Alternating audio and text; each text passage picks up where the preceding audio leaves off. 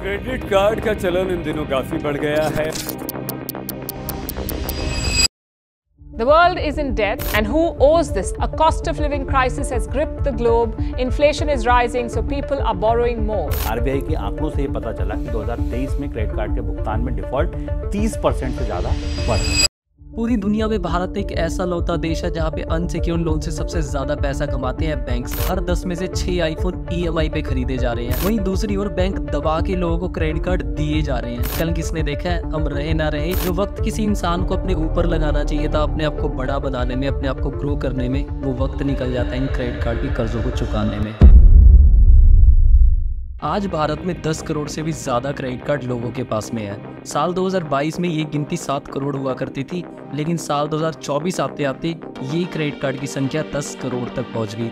मतलब कि पिछले 2 सालों में 3 करोड़ क्रेडिट कार्ड लोगों को बांटे गए हैं। और पता है इन क्रेडिट कार्ड का टोटल आउटस्टैंडिंग कितना है इंडिया में?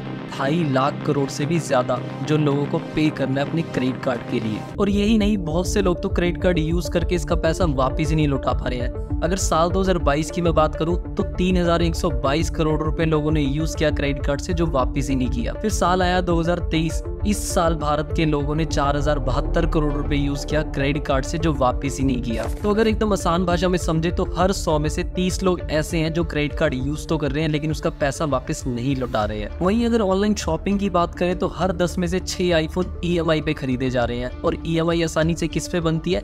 क्रेडिट कार्ड पे सर। साल 2022 में लोगों ने अपने क्रेडिट कार्ड से 1.5 लाख करोड़ रुपए की शॉपिंग की थी, और वही साल 2023 में लोगों ने अपने क्रेडिट कार्ड से 1,94,000 करोड़ रुपए की शॉपिंग की। वहीं दूसरी ओर बैंक दबा के लोगों को क्रेडिट कार्ड दिए जा रहे हैं। साल 2023 में अगर मैं बात करूं जनवरी से जुलाई तक के महीने में तो 50 लाख क्रेडिट कार्ड दिए गए थे बैंकों के द्वारा लोगों को। आरबीआई के मना करने के बावजूद भी कि क्रेडिट कार्ड एक हाई लोन रिस्क है, इसे सोच समझकर ही लोगों में बांटिए, इसके बावजूद भी लगातार बैंक क्रेडिट कार्ड दिए जा रहे हैं लोगों को। वहीं दूसरी ओर आपको ये दिखाया जाएगा न्यूज चैनल और सोशल मीडिया पे कि भारत की इकोनॉमी लगातार बहुत स्पीड से ग्रो कर रही है, लेकिन एक मिडिल क्लास की सैलरी या उसकी कमाई उस स्पीड से ग्रो नहीं कर रही है जिस स्पीड से भारत की इकोनॉमी ग्रो कर रही है। और फिर ऐसे में होता क्या है कि एक मिडिल क्लास इंसान अपने खर्चों को पूरा करने के लिए क्रेडिट कार्ड यूज करने लग जाता है, ये सोचकर कि वक्त के साथ साथ इसके पैसे चुका दूंगा। लेकिन वो मिडिल क्लास इंसान सिर्फ उस क्रेडिट कार्ड के मिनिमम ड्यू में ही फंस के रह जाता है, जो सिर्फ क्रेडिट कार्ड का ब्याज होता है। वो सिर्फ ब्याज पे ब्याज ही भरता रह जाता है और उसका प्रिंसिपल अमाउंट वहीं पे खड़ा होता है। और आज की यूथ की तो सोच ही बहुत हटके है खर्चों के मामले में। उनको बस ऐसा लगता है कि कल किसने देखा है, हम रहे ना रहे,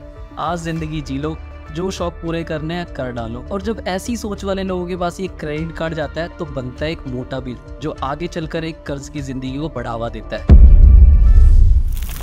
जो वक्त किसी इंसान को अपने ऊपर लगाना चाहिए था अपने आप को बड़ा बनाने में, अपने आप को ग्रो करने में, वो वक्त निकल जाता है इन क्रेडिट कार्ड की कर्जों को चुकाने में। पूरी दुनिया में भारत एक ऐसा लौता देश है जहाँ पे अनसिक्योर्ड लोन से सबसे ज्यादा पैसा कमाते हैं बैंक्स, जिसमें आते हैं क्रेडिट कार्ड और पर्सनल लोन्स। इसीलिए आपको दिन में 10 कॉल सिर्फ क्रेडिट कार्ड बेचने के लिए किए जाते हैं, क्योंकि बैंकों की असली कमाई तो इसी में है। दोस्तों जाते जाते 3 ऐसे क्रेडिट कार्ड के टिप्स जो आपको हमेशा क्रेडिट कार्ड यूज करते वक्त ध्यान में रखना है। पहला, अपने क्रेडिट कार्ड का मिनिमम ड्यू कभी पे मत करना, हमेशा पूरा अमाउंट पे करना जो आपने क्रेडिट कार्ड का यूज किया है, वरना लगेगा आपके क्रेडिट कार्ड पे भारी भरकम इंटरेस्ट। इसे आपको एक छोटे से एग्जांपल से समझाता हूँ। मान लीजिए कि आपने 1 लाख रुपए यूज किया किसी क्रेडिट कार्ड से। अब जब इसका बिल बनेगा तो मिनिमम ड्यू होगा 4000 रुपए।